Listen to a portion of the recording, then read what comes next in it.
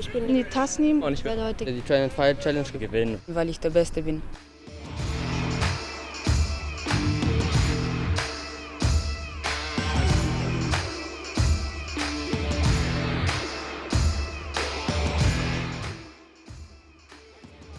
Eins gegen eins Situation. 1 gegen 1 Situation. Der ist die Entscheidung.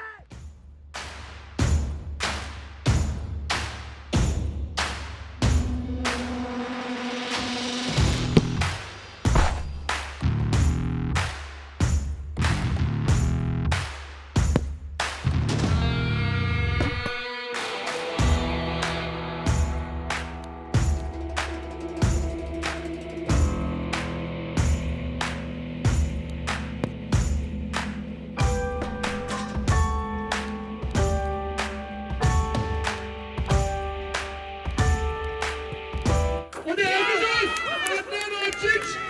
erste Schuss, Adnanovic steht im Finale.